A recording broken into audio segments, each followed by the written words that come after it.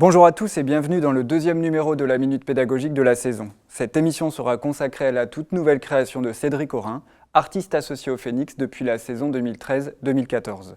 Ce nouveau spectacle, intitulé L'amour pur, est une adaptation d'un roman d'Agustina Izquierdo, paru en 1993. Au moment de l'enregistrement de ce numéro, Cédric Orin s'apprête à entamer une résidence de 3 semaines au Phénix pour achever la création de son spectacle. Je tiens à le remercier pour les informations qu'il a bien voulu partager à propos de son projet pour me permettre de vous en parler aujourd'hui. La présentation de ce spectacle s'organisera en 2 temps. Dans une première partie, je vous parlerai du texte, de son adaptation et de sa mise en scène.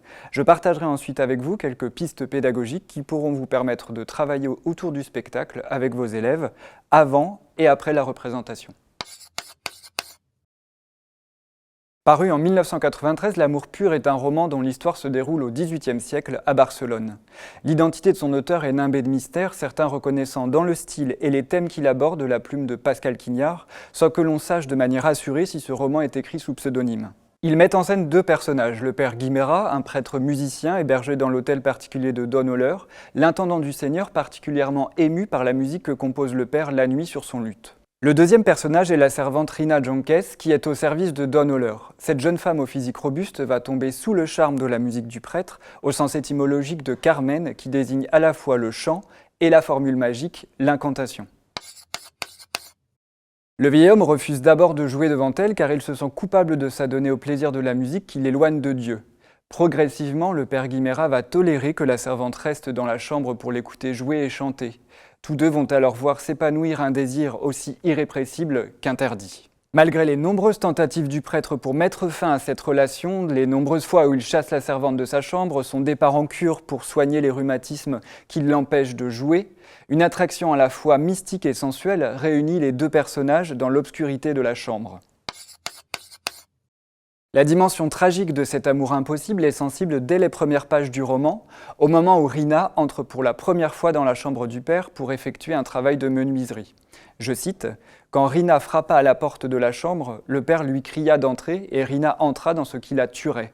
Elle entra dans cette ombre. » Jusqu'à la mort du père Guimera, le couple souffrira de l'attirance obsessionnelle qu'ils éprouvent l'un pour l'autre. La servante continuera même à se recueillir dans la chambre du père après sa mort. Cédric Orin est artiste associé au Phénix depuis la saison 2013-2014. Vous avez déjà pu découvrir 3 de ses créations au Phénix. Sortir du corps, lors de la saison 2011-2012, qui était une mise en scène de plusieurs textes de Valère Novarina avec les comédiens de la compagnie L'Oiseau-Mouche.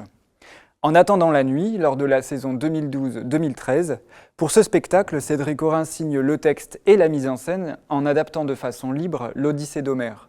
Et The Scottish Play, une libre adaptation de Macbeth de Shakespeare, présentée en 2013 au Phénix.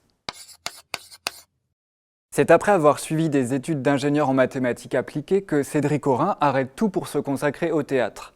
Il suit une formation d'acteur au Conservatoire de Grenoble, puis au Cours Florent, et il fonde la compagnie La Traversée en 2004, qui fera partie du collectif Trans, dirigé par Clara Rousseau et Jean-Michel Rabeux, entre 2006 et 2009. Ces spectacles sont souvent le fruit d'une écriture personnelle ou de l'adaptation de textes non théâtraux, comme ceux de Georges Bataille, d'Antonin Artaud ou de Pascal Quignard.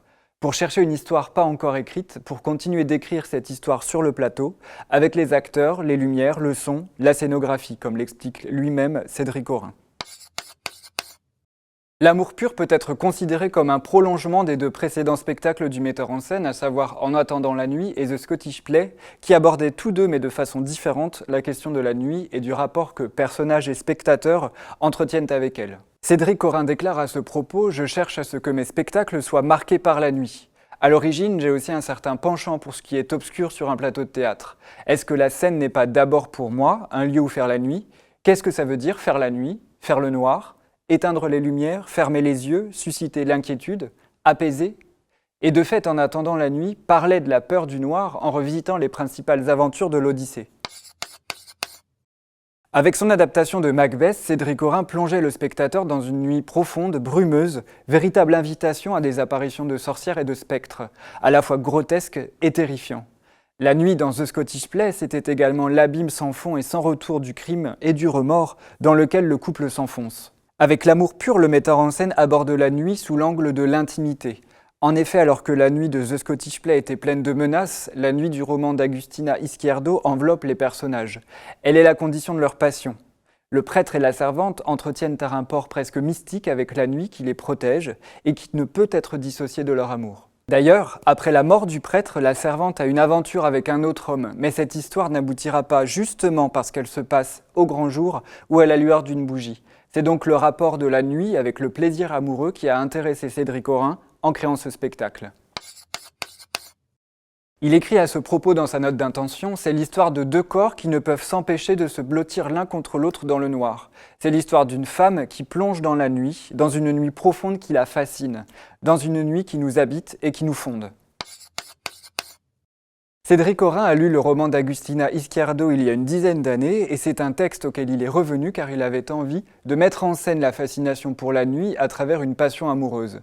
Il écrit dans sa note d'intention « Cette histoire d'amour me bouleverse, c'est l'histoire d'un désir irrépressible, d'un érotisme furieux et pudique que rien ne calme, d'un rapport amoureux que rien ne peut défaire, sauf la mort, et encore ». Il mène alors un travail d'adaptation du texte romanesque écrit à la troisième personne pour qu'il devienne, sur le plateau, un monologue pris en charge par une figure féminine, celle de la servante. Il opère quelques coupes, réécrit certaines transitions et crée une nouvelle chronologie des épisodes. Le récit rétrospectif assuré par une seule voix s'explique par la volonté de Cédric Orin de créer l'intimité de la confession. S'il a envisagé de représenter le prêtre, il a abandonné cette possibilité pour que la comédienne, Laure Wolf, porte tout le texte. Il donne plusieurs raisons à ce choix dans sa note d'intention. Premièrement, cette voix féminine peut incarner la narratrice, la servante et même le père Guiméra. Il est important pour lui que ce soit une femme qui parle. Il affirme en effet, il y a certainement quelque chose de féministe dans la posture de cette femme qui décide de vivre sa vie et de ne pas rougir devant son désir quand l'ordre qui le condamne est tour à tour religieux, moral, social ou masculin. Cette femme qui parle rappelle devant nous un amour disparu, elle rappelle un fantôme. Enfin, c'est important qu'une seule actrice porte le texte parce qu'en incarnant les dialogues, en passant d'un personnage à l'autre par un mouvement de tête, elle évite tout réalisme. Cependant, si Laure Wolf est la seule voix du spectacle, elle n'est pas seule sur scène. En effet, le musicien Vassia Zagar l'accompagne et joue de la musique en direct. Si la nuit occupe une place fondamentale dans l'histoire qui unit le prêtre et la servante, c'est la musique qui déclenche le rapprochement des deux personnages et qui se trouve à la source de l'attirance fusionnelle de leur corps. Sur le plateau, Vassia Zagar accompagne la voix de la comédienne en jouant de la guitare électrique. Il peut alors être vu comme une lointaine figure du prêtre. Cédric Orin précise qu'il y a au fil du spectacle une évolution dans le style de musique. Elle aura au début une tonalité assez classique, proche de Bach. Le prêtre joue du luth et compose des cantiques et des messes. Le son de la guitare évoluera vers un son de plus en plus saturé, un peu à l'image de la musique composée par Neil Young pour Dead Man de Jim Jarmusch. Cédric Orin a souhaité éviter l'approche réaliste qui conduirait à reconstituer les lieux de l'action. Il ne s'agit pas pour lui de représenter l'histoire, mais bien de la raconter. Il affirme à ce propos, avec Pierre Nouvel, nous avons pensé une scénographie qui permette de figurer les différents lieux, des tableaux très évocateurs dans le roman, sans les représenter. Nous cherchons à retrouver l'atmosphère du lac, de la chapelle ou de la chambre pour aiguiser l'imaginaire du spectateur. Les images doivent émerger de l'histoire et chacun doit pouvoir composer des tableaux avec ce qui se dessine sous ses yeux. Ainsi, grâce à des panneaux, des voiles, des toiles peintes, des ambiances lumineuses et des vidéos, la mise en scène suggère les différents lieux de l'action plus qu'elle ne les impose. Dans cet univers visuel onirique, le spectateur est libre d'imaginer et de se laisser porter par les images, de la musique et la voix de la comédienne. Pour aborder le spectacle avant la représentation et préparer vos élèves, je vous propose de commencer par réaliser un mur d'idées autour de son titre pour répondre à la question « Qu'est-ce qu'un amour pur ?» Au lycée, on pourra ensuite enrichir la réflexion en évoquant les textes religieux qui évoquent la question de l'amour pur dans sa dimension mystique, ceux de Fénelon et de Bossuet notamment. Pour clore cette phase de réflexion, je vous propose de lire avec vos élèves l'extrait de la note d'intention de Cédric Orin où il définit ce qu'est pour lui l'amour pur qui lie les deux personnages. Ce court texte figure dans le dossier artistique du spectacle que vous trouverez dans les références pédagogiques. Pour aller plus loin dans la découverte du texte que Cédric Orin a adapté, je vous propose d'en lire quelques extraits avec vos élèves. Vous trouverez dans les références pédagogiques une sélection de passages sur lesquels vous pourrez vous appuyer. Dans un premier temps, vous pouvez lire l'intégralité des textes avec vos élèves.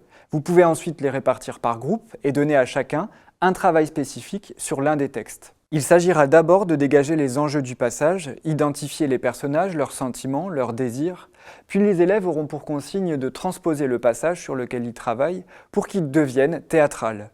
Il serait intéressant de ne pas les orienter immédiatement vers le monologue, mais de leur laisser la liberté d'écrire un dialogue mettant en scène les personnages, ou de garder la parole du narrateur en imaginant un dispositif scénique qui permettrait de la rendre vivante.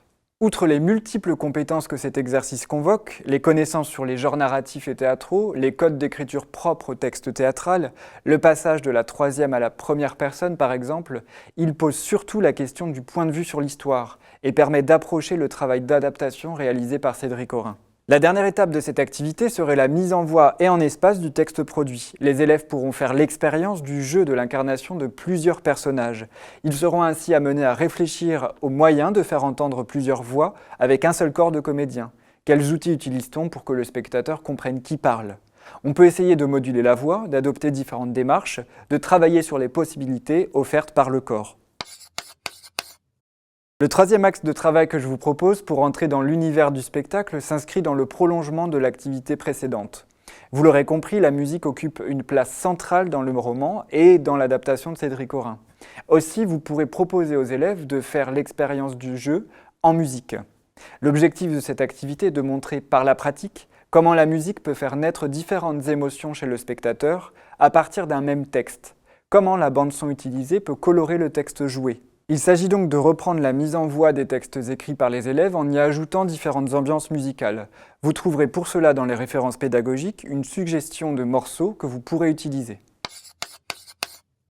Afin d'engager un échange avec vos élèves autour du spectacle de retour en classe, vous pouvez commencer par un exercice de pratique qui permet à chacun de revisiter le spectacle à partir de ses impressions. Il s'agit pour cette activité de demander aux élèves de choisir 4 moments du spectacle.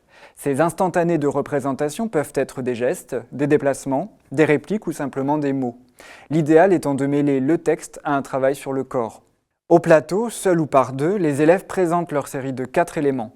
À partir de cet exercice, vous ferez ainsi émerger des souvenirs et des impressions de spectateurs qui pourront permettre une discussion. Afin de poursuivre la réflexion autour du spectacle, vous pourrez mener un travail plus spécifique autour du personnage de la servante. Pour cela, il serait intéressant d'analyser le corpus d'images que vous trouverez dans les références pédagogiques, en montrant comment chacune d'elles permet d'éclairer une facette du personnage de Rina. Demandez ensuite d'en choisir une qui servirait d'illustration pour l'affiche du spectacle. Les élèves auraient alors pour tâche de réaliser l'affiche de l'amour pur et d'écrire un court texte argumentatif ou un bref discours à présenter à la classe pour justifier leur choix. La même activité peut être proposée autour du personnage du prêtre à la fois omniprésent dans le texte mais absent du plateau. Il s'agira pour les élèves de constituer un corpus d'images sur le modèle de celui proposé pour la servante.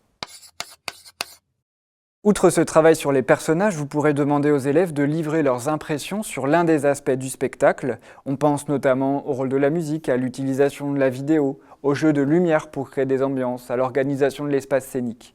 Je vous propose de réunir leurs réflexions qui pourront prendre la forme de courts textes sur le site Padlet qui permet de créer un mur sur lequel chaque texte sera déposé et consultable par l'ensemble du groupe.